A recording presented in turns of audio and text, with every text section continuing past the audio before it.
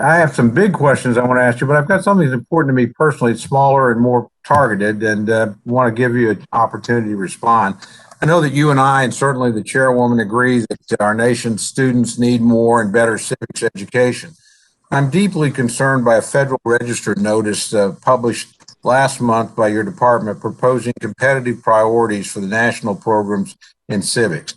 That proposal actually triggered just a blizzard, at least in my office, of bipartisan. I'm going to stress bipartisan critical response.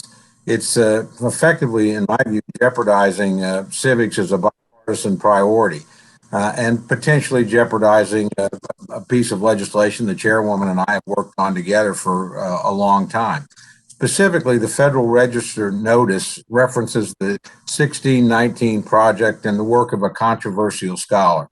These references have politicized civic education, whether intentionally or unintentionally, and created an impression that the administration cannot be trusted to promote civic education in a bipartisan, non-ideological way. Civics education, in my view, ought to heal what divides our country, and this proposal, in my view, exacerbates that.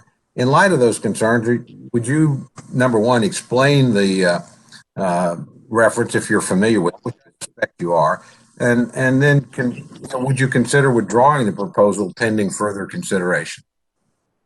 So thank you for the question. You know, I came from the local district level. I was fortunate to serve as Commissioner of Education in Connecticut, and curriculum decisions are made there with local control, with input of local stakeholders and the community there. And that's where it should stay. The Education Department does not mandate curriculum, nor does it lean in one way or another.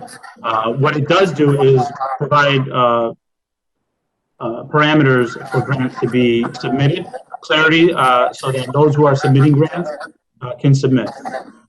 Did you want to speak, Chairwoman DeLauro? Yeah, well, again, I appreciate that. I think Chairwoman DeLauro is going to ask someone to mute. Yes, if I can, please, we're trying to, whoever is unmuted, please mute so that we can hear the testimony and the questions.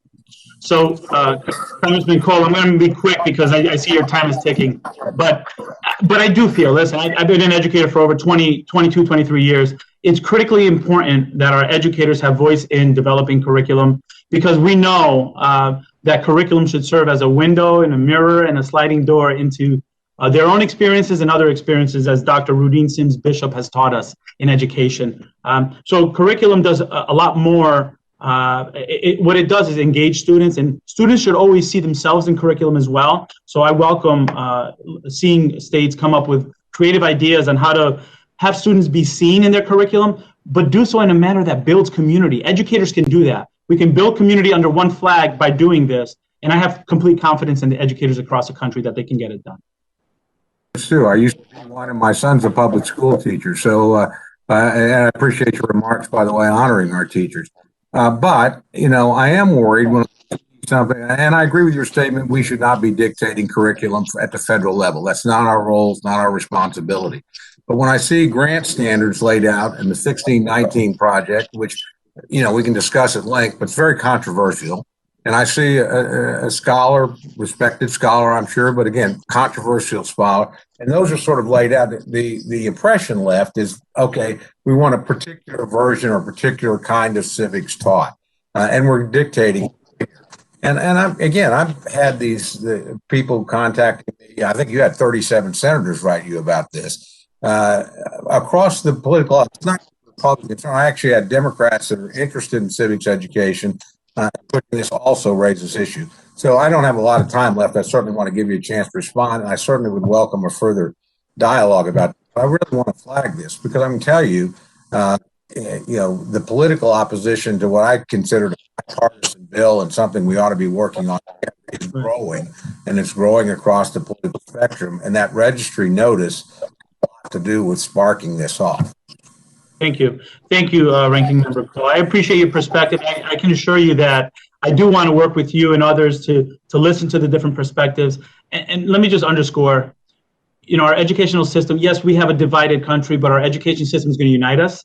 Again, the goal here is to really build community, have students engage in their learning, and grow together. But thank you for your comments. I agree with uniting. I understand with this, but that registry notice did not doing quite the opposite. So I would just ask you to review that. I would look forward to a further dialogue with you about it, because I don't want to lose a good piece of legislation. I think we're gonna over this issue. With that, Madam Chair, thank you. You've been very indulgent. I yield back. Look forward to talking to you about other things, Mr. Secretary.